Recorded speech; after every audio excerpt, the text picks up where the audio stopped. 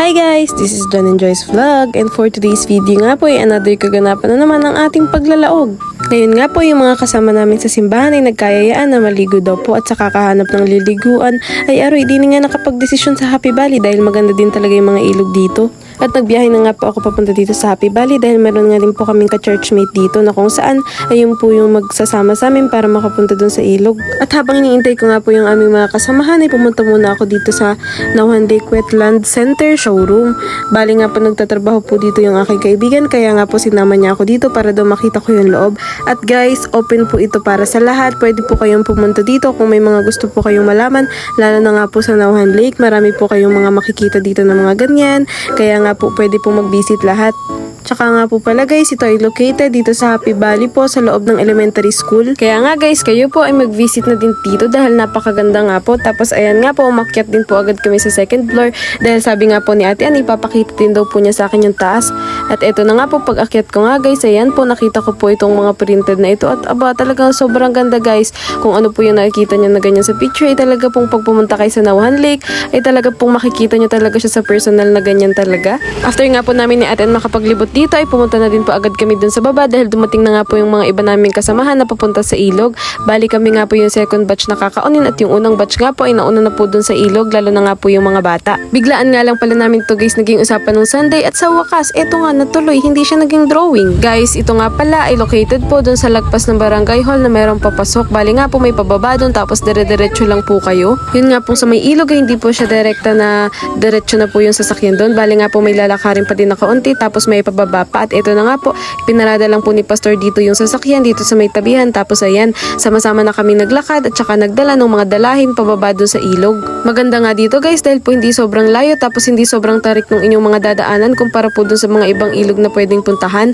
Bali nga po dito ay talagang napakaganda tapos safe na safe ang pumunta tapos convenient pa dahil marami din mga bahayan tapos may tindahan pa na kung saan ay kapag kulang yung inyong mga dalang ingredients or materials ay pwedeng dito po kayo bumili. Yes guys, para po sa mga nagtanong at saka po sa mga magtatanong pa at mga hindi pa nakakaalam ay meron pong ilog dito sa Happy Valley. Napakaganda pa nga po tapos napakalawak ay aroy para ka na din pumunta sa La Fortuna. Mula nga guys doon sa aming sasakyan papunta dito sa may ilog ay wala pa pong 5 minutes yung lakarin. Bali talagang malapit lang po siya at mabagal lang talaga kami maglakad. Dito nga guys ay may kaunti lang pong pababa para po makababa ka doon sa may pinakang ilog. Sabi nga po ni ate Ann ay meron naman po pinakang daan na kung saan ay diretso na po talaga dito sa may ilog ay namali lang po talaga kami ng parking.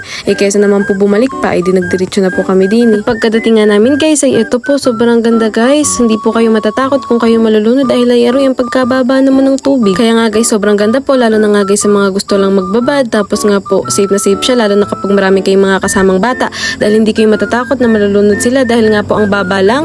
Ito guys yung mga lugar na talagang ang sarap na magtambay lang tapos mag-unwind ka lang sa buhay.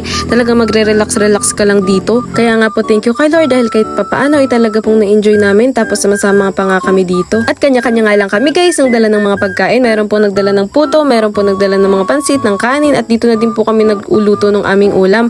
Nagdala nga lang pala po ako dyan guys ng tilapia para po yun yung maging ambag ko sa pagkain.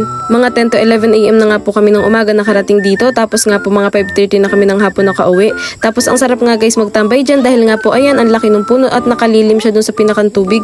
Kaya nga po halos talaga nagpakababad kami dyan dahil hindi naman kami sobrang naaarawan. At dito nga guys ay nagtatawanan kami dahil yung mga bandang pahapon na ay dito lang namin na-discover na ito palang pataas-taas dito ay napakaganda ng tubig dahil nga po yung agos ay ang sarap magpadala dun tapos ang sarap magbaba dahil meron ditong kaunti na malalim. Di naman siya sobrang lalim guys, mga hanggang bewang lang siya. Talaga nga po dito enjoy namin yung pagbababad sa tubig lalo na nga po at alam namin na malapit na kaming umuwi ay aba ay talagang susulitin dahil pagka-uwi ay aroy, dami na namang gagawin sa buhay. Hi guys! This is Hi guys!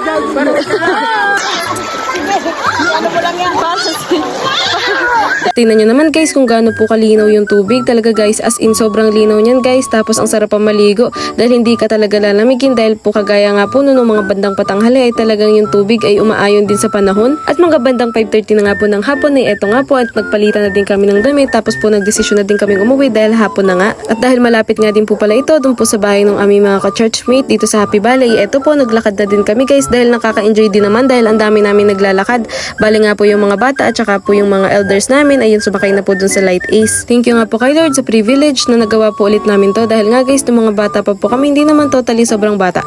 Bali nga po, yung mga before pandemic era ay talaga pong dito kami palagi nagtatambay sa Happy Valley dahil nga po may mga ilog dito at mga pwedeng pasyalan. At ayun na nga guys, kinagabihan, aba ay nagutom sa pagbababa din sa ilog at ayun, naglomi pa talaga yan sila. Aba guys, sobrang laki po ng lomi ay hindi na po magkanda ubos. Kaya naman guys, pagkatapos po namin kumain, ay di syempre po nagpaalaman na sa isa't isa at umuwi na din kami. Yun lang guys, for today's video. Salamat po sa inyong panonood.